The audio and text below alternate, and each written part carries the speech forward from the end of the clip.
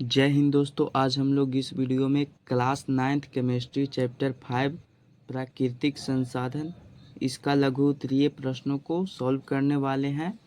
पहला प्रश्न है कि वायुमंडल का कौन सा क्षेत्र पृथ्वी से निकट है और इसका क्या महत्व है।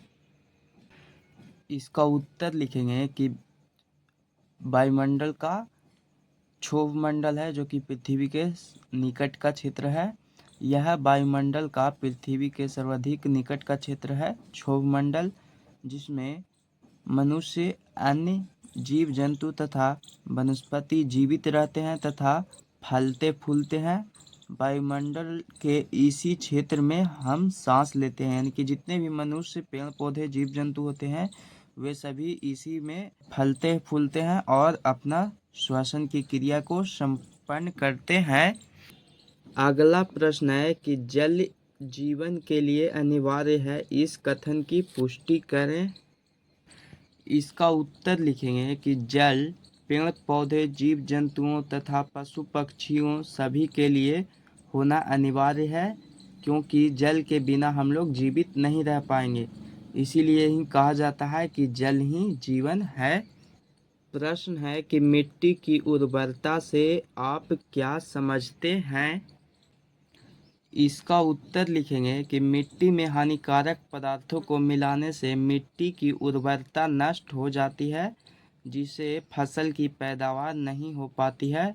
उसे ही मिट्टी की उर्वरता कहा जाता है, यानी कि मिट्टी का पावर होता है, उसकी क्षमता होती है। उसी क्षमता के कारण फसल स्वच्छ और अधिक होते हैं। यदि मिट्टी की उर्वरता ही समाप्त हो जाएगी तो फसल का उत्पादन ही नहीं हो पाएगा।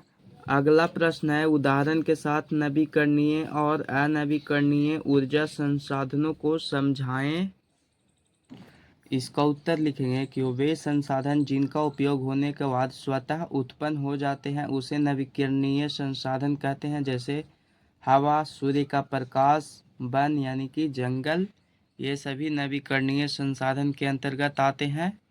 इसके बाद अब हम लोग अनवीकरणीय संसाधन का लिखेंगे कि वे संसाधन जिनका एक बार उपयोग हो जाने के बाद वह स्वतः उत्पन्न नहीं होते हैं, यानी कि वह खुद से नहीं बनते हैं, या तो उत्पन्न होने में हजारों लाखों वर्ष लग जाते हैं, यानी कि उसको बनने में हजारों लाखों वर्ष लग जाता है, उसे ही अनवीकरणीय संसाधन कहा जाता है।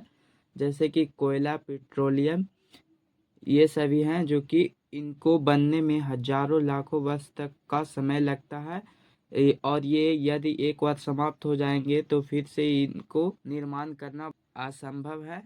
तो आप लोग समझ गए होंगे। 5 नंबर प्रश्न है कि कुछ वायु प्रदूषकों का उल्लेख करें। लिखेंगे कि मोटर वाहनों के द्वारा धुआं निकलने से वायु प्रदूषण होता है, तथा चिमनियों से निकलने वाले धुआं से तथा कारखानों से निकलने वाले धुओं से भी वायु प्रदूषण होता है। प्रश्न है कि ओजोन स्तर हमारे लिए क्यों उपयोगी है। इसका उत्तर लिखेंगे कि क्योंकि ओजोन परत सूर्य की किरणों से निकलने वाले पराबैंगनी किरणों को पृथ्वी पर आने से रोकता है। यदि पराबैंगनी किरणें पृथ्वी पर पहुंच जाएगा तो चमड़ी का कैंसर, मोतियाबिंद, चमड़ी में विटामिन डी का बनना इत्यादि रोग हो सकते हैं। तो इन सभी रोगों से बचने के लिए जो ओजोन परत होता है वह पराबैंगनी किरणों को अवशोषित कर लेता है, जिससे कि पराबैंगनी किरणें पृथ्वी पर नहीं पहुंचती है। तो इसीलिए ओजोन परत है जो कि मनुष्यों के लिए या फिर पृथ्वी पर रहने वाले अन्य जीवों के लिए यह जरूरी है। अगला प्रश्न है कि जल प्रदूषकों की एक सूची बनाएं। इसका उत्तर लिखेंगे कि जल में कूड़ा कचरा तथा कारखानों से निकलने वाले गंदे जल स्वच्छ जल में मिलने से जल प्रदूषण होता है, तथा जल में सड़े गले पदार्थों को मिलने से भी जल प्रदूषण होता है। जैसे नदी या तालाब में कूड़े कचरे को डालने से होता है जल प्रदूषण, या फिर मवेशियों को धोने से, या फिर कल कारखानों से निकलने वाले गंदे जल को नदी तालाबों में मिला दिया जाता है, जिससे भी जल प्रदूषण होता है। प्रश्न है कि वायुमंडल में कार्बन मोनोऑक्साइड का प्रभाव बताएं। इसका उत्तर लिखेंगे कि कार्बन मोनोऑक्साइड वाहनों के धुएं द्वारा जनित वायु प्रदूषक है। वायुमंडल में इसका बहुत ही नकारात्मक यानी कि हानिकारक प्रभाव पड़ता है, जो मानवीय जीवन के लिए खतरा उत्पन्न करता है। वाहनों के धुएं में मौजूद कार्बन मोनोऑक्साइड शरीर में प्रवेश कर रक्त में मिल जाता है और हीमोग्लोबिन से अभिक्रिया कर कार्बोक्सी हीमोग्लोबिन का निर्माण करता है। अगला प्रश्न है कि ओजोन ऊपरी वायुमंडल में कैसे बनता है। यानी कि प्रश्न पूछा गया है कि ओजोन परत का वायुमंडल में निर्माण कैसे होता है। तो इसका उत्तर लिखेंगे कि ओजोन ऑक्सीजन का एक ही रूप है, जिसमें ऑक्सीजन के 3 परमाणु होते हैं। इसका निर्माण वायुमंडल की ऊपरी परत में पराबैंगनी प्रकाश के द्वारा ऑक्सीजन गैस के टूटने से होता है। यानी कि जब ऑक्सीजन गैस टूटता है तब उससे ही ओजोन परत का निर्माण होता है। 10 नंबर प्रश्न है कि नाइट्रिक ऑक्साइड और नाइट्रोजन डाइऑक्साइड वातावरण में कैसे बनता है, समीकरण देकर बताएं। इसका उत्तर लिखेंगे कि वायुमंडल में 78% नाइट्रोजन गैस विद्यमान है। विभिन्न प्रक्रियाओं द्वारा वायुमंडल का नाइट्रोजन नाइट्राइट अमोनिया में परिणत हो जाता है, यानी कि परिवर्तित हो जाता है, जिसे पेड़ पौधे प्राप्त कर दूसरे आवश्यक अणुओं में बदल देते हैं। कुछ फलीदार पौधों की जड़ों में पाए जाने वाले एक खास किस्म के नाइट्रिकरी जीवाणु वायुमंडल के नाइट्रोजन को नाइट्रेट और नाइट्राइट में परिवर्तित कर देता है। आकाश में बिजली के चमकने से वायुमंडल का नाइट्रोजन ऊर्जा प्राप्त कर नाइट्रोजन के ऑक्साइड में बदल देता है। तो आप लोग लिख लेंगे। देखिए यहाँ पे ये रहा समीकरण इसका। तो यहाँ पे नाइट्रोजन है जो कि वायुमंडल से ऑक्सीजन गैस को ग्रहण करेगा और इसे ऊष्मा मिलेगा ही, तो यहाँ पे बनाएगा ये नाइट्रिक ऑक्साइड। और जब यह नाइट्रिक ऑक्साइड पुनः ऑक्सीजन के साथ अभिक्रिया करेगा तो यहाँ पे बनेगा 2NO2 यानी कि नाइट्रोजन डाइऑक्साइड। तो आप लोग यहाँ पे यह समीकरण भी लिख सकते हैं। अगला प्रश्न है BOD का उल्लेख करें, यानी कि BOD क्या है। तो आप लोग सबसे पहले ये समझिए कि BOD का पूरा नाम होता है बायोमेडिकल ऑक्सीजन डिमांड। तो इसके बारे में लिखेंगे कि जल में फास्फोरस और नाइट्रोजन की मात्रा बढ़ने से जल में शैवाल की वृद्धि होती है, यानी कि शैवाल की मात्रा बढ़ जाती है। शैवाल के मरने पर यह बैक्टीरिया द्वारा सड़ता है। इस सड़न प्रक्रिया में जल में घुले ऑक्सीजन का उपयोग होता है, जिससे जल में घुले ऑक्सीजन की मात्रा कम हो जाती है। सड़न प्रक्रिया में कार्बनिक पदार्थों को ऑक्सीकृत करने में लगे ऑक्सीजन की मात्रा को ही बायोमेडिकल ऑक्सीजन डिमांड यानी कि BOD कहते हैं। तो आप लोग ये समझिए कि सबसे पहले तो जल में जितने भी फास्फोरस और नाइट्रोजन होते हैं उनकी मात्रा बढ़ जाती है, जिसके कारण जल में शैवाल की उत्पत्ति होती है। और जब शैवाल यह मर जाते हैं तो यह बैक्टीरिया द्वारा उस पर क्रिया करता है, यानी कि उसे सड़ाता है।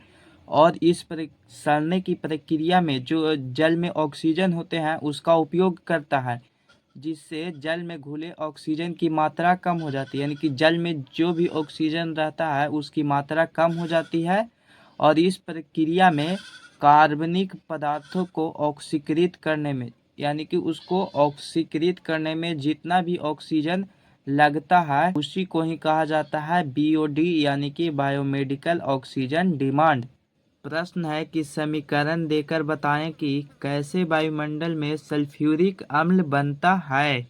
तो ये देखिए यहाँ पे ये रहा इसका समीकरण SO3 प्लस H2O यानी कि सल्फर डाइऑक्साइड प्लस जल मिलकर ही H2SO4 यानी कि सल्फ्यूरिक अम्ल का निर्माण करते हैं। तो इसके बारे में लिखेंगे कि वायुमंडल में सल्फर डाइऑक्साइड तथा नाइट्रोजन ऑक्साइड जैसी जहरीली गैसों की सांद्रता बढ़ी है, यानी कि उसकी मात्रा बढ़ गई है, जिससे ये जहरीली गैसें प्रायः औद्योगिक प्रतिष्ठानों की चिमनियों, तेल शोधक कारखानों, कोयला खदानों एवं पेट्रोलियम के दहन से वायुमंडल में पहुंचती है, यानी कि आकाश में चला जाता है, जहां जलवाष्प के साथ मिलकर, यानी कि ऊपर में जल की मात्रा होती ही है, जिससे ये मिलकर सल्फ्यूरिक अम्ल का निर्माण करती है।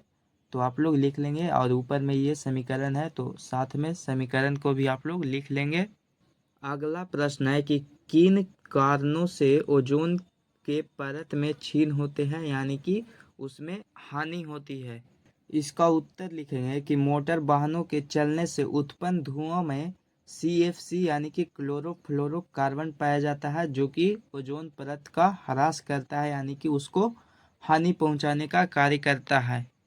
अगला प्रश्न है कि कार्बन चक्र का वर्णन करें। इसका उत्तर लिखेंगे कि जीव जंतु श्वसन की क्रिया में ऑक्सीजन गैस ग्रहण करते हैं और कार्बन डाइऑक्साइड गैस छोड़ते हैं, जबकि पेड़ पौधे श्वसन की क्रिया में कार्बन डाइऑक्साइड ग्रहण करते हैं और वे ऑक्सीजन गैस छोड़ते हैं। यही प्रक्रिया कार्बन चक्र कहलाता है। यानी कि मनुष्य जो ऑक्सीजन गैस ग्रहण करता है और कार्बन डाइऑक्साइड गैस छोड़ता है, किंतु जो पेड़ पौधे होते हैं वे सभी ऑक्सीजन गैस को छोड़ते हैं और कार्बन डाइऑक्साइड गैस को ग्रहण करते हैं। तो यही प्रक्रिया जो चलती रहती है, इसी को ही कार्बन चक्र कहा जाता है। अगर आप लोग अभी तक चैनल को सब्सक्राइब नहीं किए होंगे तो सब्सक्राइब कर देंगे और वीडियो को अपने दोस्तों के पास शेयर कर देंगे। 15 नंबर प्रश्न है कि मिट्टी प्रदूषण रोकने के कोई 3 उपाय बताएं। यानी कि हमें मिट्टी को प्रदूषण यानी कि खराब होने से बचाने का उपाय बताना है। तो पहला कि मिट्टी में कूड़े कचरे को नहीं फेंकना चाहिए। दूसरा, कीटनाशक और उर्वरकों को मिट्टी में नहीं डालना चाहिए। जितने भी हम लोग खाद ये सब डालते हैं, ये सभी कीटनाशक और उर्वरक हैं, जिससे कि मिट्टी की उर्वरा शक्ति कम हो जाती है, तो इसका उपयोग हमें नहीं करना चाहिए। और तीसरा कि कूड़े कचरे को कंपोस्ट बनाकर उसका उपयोग करना चाहिए। अगला प्रश्न है कि प्रस्वेदन क्या है। इसका उत्तर लिखेंगे कि जब किसी यौगिक के द्वारा वायु में उपस्थित नमी को सोख लेता है, यानी कि यौगिक पसीज जाता है। जब कोई भी यौगिक वायु में उपस्थित जलवाष्प को, यानी कि उसमें जो नमी होती है, उसको सोख लेता है, यानी कि वह यौगिक होता है जो कि पसीजने लगता है सोखने के बाद, तो इस प्रक्रिया को ही प्रस्वेदन कहते हैं। और तथा उस यौगिक को प्रस्वेदी कहते हैं। जिस पदार्थ में से नमी को सोखा गया है, उस पदार्थ को ही प्रस्वेदी कहते हैं। जैसे आप लोग देखते होंगे कि नमक होता है, वह कभी कभी पसीज जाता है, तो यह होता है इसी के कारण ही। यानी कि नमक में से जितने भी होते हैं नमी, उसको सोख लिया जाता है। प्रश्न है कि प्रकाश संश्लेषण प्रक्रिया का क्या महत्व है। इसका उत्तर लिखेंगे कि क्लोरोफिल की उपस्थिति में हरे पेड़ पौधे कार्बन डाइऑक्साइड, जल और सूर्य की प्रकाश का उपयोग करके अपना भोजन कार्बोहाइड्रेट तैयार करते हैं। यह प्रक्रिया ही प्रकाश संश्लेषण कहलाती है। तो ये रहा इसका समीकरण भी, ये देखिए इधर है कार्बन डाइऑक्साइड और प्लस जल के साथ अभिक्रिया किया, इधर सूर्य का प्रकाश उपस्थित है और क्लोरोफिल, तो ये इधर बनाएगा C6H12O6 प्लस O2, यानी कि ऑक्सीजन, प्लस में इधर बनेगा ग्लूकोज का निर्माण होगा। और लिखेंगे कि प्रकाश संश्लेषण के द्वारा ही पेड़ पौधे होते हैं जो कि कार्बन डाइऑक्साइड गैस को ग्रहण करते हैं और ऑक्सीजन गैस को छोड़ते हैं। तो यही इसका महत्व है। अब इसका लास्ट प्रश्न है कि अमोनीकरण किसे कहते हैं। इसका उत्तर लिखेंगे कि जब जीव जंतु की मृत्यु हो जाती है, यानी कि वे मर जाते हैं, तो मिट्टी में मौजूद अन्य बैक्टीरिया मरे हुए पौधे में स्थित प्रोटीन को अमोनिया में बदल देते हैं। यानी कि जितने भी बैक्टीरिया होते हैं वे पौधों में स्थित प्रोटीन को अमोनिया में बदल देते हैं। इस प्रक्रिया को ही अमोनीकरण कहा जाता है। तो आप लोग लिख लेंगे। यहाँ पे सारे प्रश्न सॉल्व हो चुके हैं। और अभी तक चैनल को सब्सक्राइब नहीं किए होंगे तो सब्सक्राइब कर देंगे और अपने दोस्तों के पास शेयर कर देंगे। फिर मिलेंगे हम लोग एक नए वीडियो के साथ। तब तक के लिए जय हिंद, जय भारत।